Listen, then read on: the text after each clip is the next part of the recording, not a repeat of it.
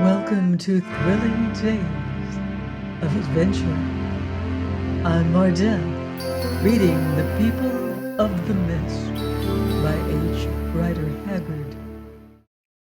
Chapter 26, The Last of the Settlement Men. On that day of the vanishing of the 3 settlement men, Nam paid his weekly visit to do honor to the gods, and Leonard, who by this time could make himself understood in the tongue of the people of the mist, attacked him as to the whereabouts of their lost servants. When he had finished, the priest answered with a cruel smile that he knew nothing of the matter. Doubtless, he said, the gods had information as to the fate of their own servants. It was not for him to seek those whom the gods had chosen to put away. Then, turning the subject, he went on to ask when it would please the mother to intercede with the snake that he might cause the sun to shine and the corn to spring, for the people murmured, fearing a famine in the land. Of course, Juana was able to give no satisfactory answer to the priest's questions, and after this the quarters of the settlement men were changed, and for a few days the survivors slept in safety. On the 3rd night, however, 2 more of them were taken in the same mysterious manner, and one of those who remained swore that hearing something stir, he woke and saw the floor open, and a vision of great arms dragging his sleeping companions through the hole in it, which closed again instantly. Leonard hurried to the spot and made a thorough examination of the stone blocks of the pavement, but could find no crack in them. And yet, if the man had dreamed, how was the mystery to be explained? After this, with the exception of Otter, who, sure of the fate that awaited them, took little heed of how or when it might fall, none of the party could even sleep because of their terror of the unseen foe, who struck in silence and in darkness, dragging the victim to some unknown awful end. Leonard and Francisco took it in turns to watch each other's slumbers, laying themselves to rest just outside the curtain of Juana's room. As for the survivors of the settlement men, their state can scarcely be described. They followed Leonard about, upbraiding him bitterly for leading them into this evil land, and cursing the hour when they first had seen his face. It would have been better, they said, that he should have left them to their fate in the slave camp than have brought them here to die thus. The yellow devil was at least a man, but these people were sorcerers and lost spirits in human shape. Nor did the horror stop here, for at last the headman Peter, a man whom they all liked and respected, went mad with fear, and ran to and fro in the palace yard while the guards and women watched him with curious eyes, as he shrieked out curses upon Juana and Leonard. This shocking scene continued for some hours, for his companions would not interfere with him, vowing that he was possessed by a spirit, till at last he put a period to it by suddenly committing suicide. In vain did Leonard caution the survivors to keep their heads and watch at night. They flew to the beer, which was supplied to them in plenty, and drank till they were insensible. And still, one by one, they vanished mysteriously, till at length all were gone. Never might Leonard forget his feelings when one day at dawn in the 5th week of their incarceration he hurried as usual to the chamber where the last 2 of the unfortunate men were accustomed to sleep, and found them not. There were their blankets, there was the place where they had been, and on it, laid carefully in the form of a St. Andrew's cross by some unknown hand, shone 2 huge sacrificial knives, such as the priests wore at their girdles. Sick and faint with fear, he staggered back to the throne room. "Oh, what is it now?" said Juana, who, early as it was, had risen already, looking at him with terrified eyes and trembling lips. Only this, he answered hoarsely. The last two have been taken, and here is what was left in the place of them. And he cast down the knives onto the pavement. Then at last, Juana gave way. Oh, Leonard, Leonard, she said, weeping bitterly. They were my father's servants, whom I have known since I was a child, and I have brought them to this cruel end. Cannot you think of any way of getting out of this place? If not, I shall die of fear. I can sleep no more. I feel that I am watched at night, though I cannot tell by whom. Last night I thought that I heard someone moving near the curtain where you and Francisco lie, though Soa declares that it is fancy. It is impossible, said Leonard. Francisco was on guard. Ah, here he comes. As he spoke, Francisco entered the room, with consternation written on his face. Outram, he gasped. Someone must have been in the throne chamber where we slept last night. All the rifles have gone, ours and those of the settlement men also. Great heavens, said Leonard, but you were watching. I suppose that I must have dozed for a few moments, answered the priest. It is awful, awful. They are gone and we are weaponless. Oh, can we not escape? Moaned Juana. There's no hope of it, answered Leonard gloomily. We are friendless here, except for Olfan, and he has little real power, for the priests have tampered with the captains and the soldiers, who fear them. How can we get out of this city? And if we got out, what would become of us, unarmed and alone? All that we can do is to keep heart and hope for the best. Certainly they are right who declare that no good comes of seeking after treasure, though I believe that we shall yet live to win it, he added. What, deliverer? Said a satirical voice behind him. Do you still desire the red stones? You whose heart's blood shall soon redden a certain stone yonder. Truly, the greed of the white man is great. Leonard looked round. It was Soa who spoke, Soa who had been listening to their talk, and she was glaring at him with an expression of intense hate in her sullen eyes.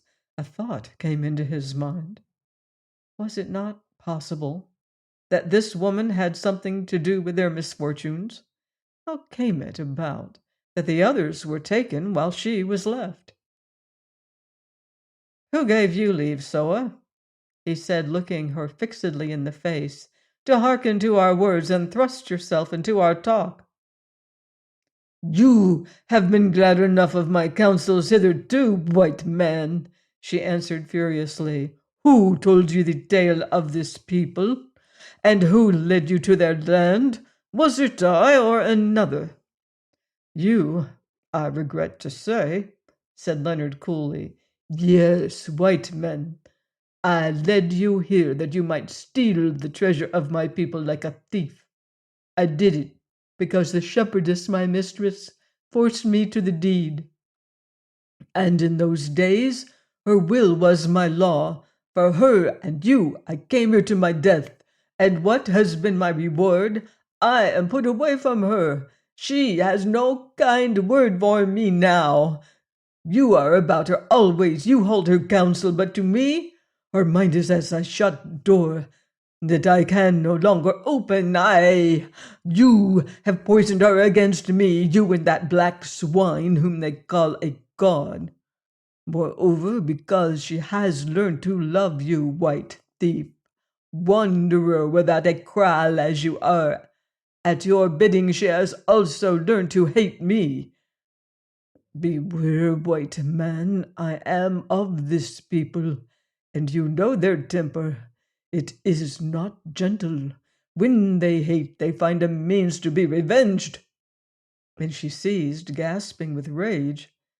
Indeed, at that moment, Soa would have made no bad model for a statue of one of the Furies of Greek mythology. Then Juana attempted to intervene, but Leonard waved her back. So, he said, as I thought. You are at the bottom of all this business.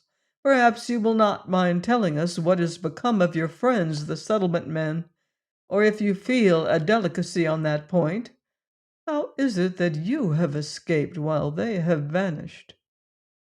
"I know nothing of the settlement men," answered the Fury, "except that they have been taken and sacrificed, as was their meed, and as yet I have lifted no hand and said no word against you, though a breath from me would have swept you all to doom. Hitherto I have been spared for the same reason that you and Baldpate yonder have been spared, because we are the body servants of the false gods, and are reserved to perish with them when the lie is discovered, or perhaps to live a while, set in cages in the market-place, to be mocked by the passers-by, and to serve as a warning to any whose monkey heart should dare to plot sacrilege against the divinity of Akka and Jal. Now, shepherdess, take your choice.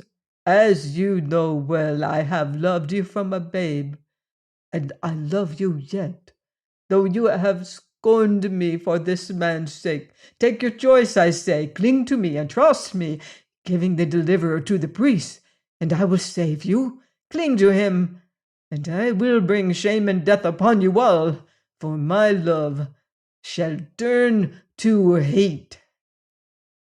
At this juncture, Leonard quietly drew his revolver, though at that time nobody noticed it, except Francisco. Indeed, by now Juana was almost as angry as Soa herself. "How dare you speak to me thus?" she said, stamping her foot. "You, whom from a child I have thought good and have trusted. What do you say? That I must give him who saved me from death over to death, in order that I may buy back your love and protect myself? You evil woman, I tell you that first I will die as I would have died yonder in the slave camp." And she ceased, for her indignation was too great to allow her to say more. "So be it, shepherdess," said Soa solemnly. "I hear you. It was to be expected that you would prefer him whom you love to her who loves you. Yet, shepherdess, was it not I, after all, who saved you yonder in the slave camp? Doubtless I dream, but it seems to me that when those men who are dead deserted you, running this way and that in all their fear, and, shepherdess, it is for this that I am glad they are dead, and lifted no hand to save them, I followed you alone.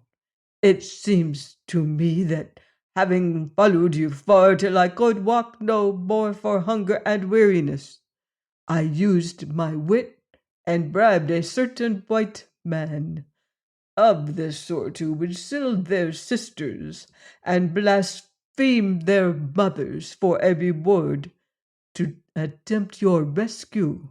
I bribed him with a gem of great price. Had there been 10 of them, that gem would have bought them all. And with the gem I told him the secret of the treasure which is here. He took the bribe, and being brave and desperate, he drew you out of the clutches of the yellow devil. Though in that matter also I had some part. And then you loved him. Ah, could I have foreseen it, shepherdess, I had left you to die in the slave camp. But then you had died loving me, who now hate me, and cast me off for the sake of this white thief." Leonard could bear it no longer, and in the interests of their common safety, he came to a desperate resolve. With an exclamation, he lifted the pistol and covered Soa. Both Francisco and Juana saw the act and sprang to him, the latter exclaiming, "Oh, what are you going to do?" "I propose to kill this woman before she kills us, that is all," he answered coldly. "No, no," cried Juana. "She has been faithful to me for many years. I cannot see her shot." "Let the butcher do his work," mocked Soa. "It shall avail him little.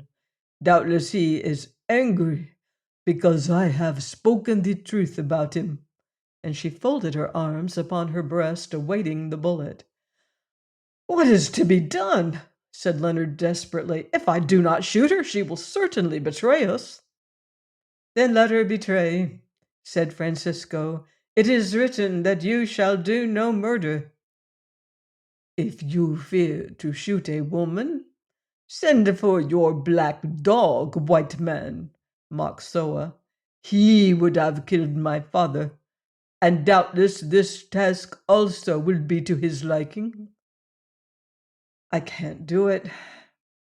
Get a rope and tie her up, Francisco, said Leonard. We must watch her day and night. It will be a pleasant addition to our occupations. After all, it is only one more risk, which is no great matter among so many. I fancy the game is about played out anyhow. Francisco went for the rope, and presently returned, accompanied by Otter. A month of furious dissipation had left its mark even on the dwarf's iron frame. His bright black eyes were bloodshot and unsteady. His hands shook, and he did not walk altogether straight. You've been drinking again, you sot, said Leonard. Go back to your drink. We are in sorrow here and want no drunkards in our company. Now then, Francisco, give me that rope. Yes, Bass, I have been drinking, answered the dwarf humbly. It is well to drink before one dies, since we may not drink afterwards, and I think that the hour of death is at hand. Oh, shepherdess of the heavens, they said down yonder at the settlement that you were a great rainmaker. Now, if you can make the rain to fall, can you not make the sun to shine? Wind and water are all very well, but we have too much of them here. Hearken, said Leonard. While you revelled, the last of Mavoom's men vanished, and these are left in their place. And he pointed to the knives. Is it so, Bass? answered Otter with a hiccough. Well, they were a poor lot, and we shall not miss them. And yet I wish I were a man again and had my hands on the throat of that wizard Nam. Wow, but I would squeeze it. It is your throat that will be squeezed soon, Otter, said Leonard. Look here, God or no God, get you sober, or I will beat you. I am sober, Bass, I am indeed. Last night I was drunk. Today nothing is left but a pain here. And he tapped his great head. Why, are you tying up that old cow, Soa, Bass? Because she threatens to use her horns, Otter. She says that she will betray us all. Indeed, Bass. Well, it is in my mind that she has betrayed us already. Why did you not kill her and have done? Because the shepherdess here will have none of it, answered Leonard. Also, I do not like the task. I will kill her if you wish, Bass, said Otter with another hiccup. She is wicked. Let her die. I have told you that the shepherdess will have none of it. Listen, we must watch this woman. We will guard her today, and you must take your turn tonight. It will keep you from your drink. Yes, Bass, I will watch, though it would be better to kill her at once, for thus we should be spared trouble. Then they bound Soa securely, and set her in a corner of the throne chamber, and all that day Leonard and Francisco mounted guard over her alternately. She made no resistance, and said nothing. Indeed, it seemed as if a certain lassitude had followed her outbreak of rage, for she leaned her head back and slept, or made pretence to sleep. The day passed uneventfully. Olfan visited them as usual, and told them that the excitement grew in the city.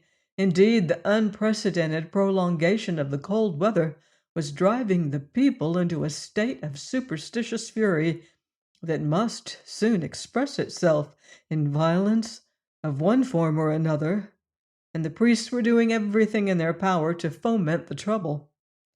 No immediate danger was to be apprehended, however. After sundown, Leonard and Francisco went out into the courtyard to inspect the weather according to their custom. There was no sign of a change. The wind blew as bitterly as ever from the mountains. The sky was ashen, and the stars seemed far off and cold. "Will it never break?" said Leonard with a sigh, and re-entered the palace, followed by Francisco. Then, having solemnly cautioned Otter to keep a strict guard over Soa, they wrapped themselves up in their blankets in order to get some rest, which both of them needed sadly. Juana had retired already, laying herself to sleep immediately on the other side of the curtain, for she feared to be alone. Indeed, they could see the tips of her fingers appearing beneath the bottom of the curtain. Very soon they were asleep, for even terror must yield at last to the necessities of rest, and a dense silence reigned over the palace, broken only by the tramp of the sentries without. Once Leonard opened his eyes, hearing something move, and instantly stretched out his hand to assure himself of Juana's safety. She was there, for in her sleep her fingers closed instinctively upon his own. Then he turned round and saw what had disturbed him. In the doorway of the chamber stood the bride of the snake, Saga, a lighted torch in one hand and a gourd in the other, and very picturesque that handsome young woman looked, with her noble figure illumined by the glare of the torchlight. "What is the matter?" said Leonard. "It is all right, Bass," answered Otter. "The old woman here is as safe as a stone statue yonder, and quite as quiet. Saga brings me some water, that is all. I bade her to do so, because of the fire that rages inside me and the pain in my head. Fear not, Bass. I do not drink beer when I am on guard." "Beer or water, I wish you would keep your wife at a distance," answered Leonard. "Come, tell her to be off." Then he looked at his watch, the hands of which he could just distinguish by the distant glare of the torch, and went to sleep again. This took place at 10 minutes past 11. When he awoke, again dawn was breaking, and Otter was calling to him in a loud, hoarse voice. "Bass," he said, "come here, Bass." Leonard jumped up and ran to him, to find the dwarf on his feet and staring vacantly at the wall against which Soa had been sitting. She was gone, but there on the floor lay the ropes with which she had been tied. Leonard sprang at Otter and seized him by the shoulders. "Wretched man!" he cried. "You have been sleeping, and now she has escaped and we are lost." "Yes, Bass, I have been sleeping. Kill me if you wish, for I deserve it. And yet, Bass, never was I more wide awake in my life until I drank that water. I am not wont to sleep on guard, Bass." "Otter," said Leonard, "that wife of yours has drugged you." "It may be so, Bass. At least the woman has gone. And say, whither has she gone?" "To Nam, her father," answered Leonard.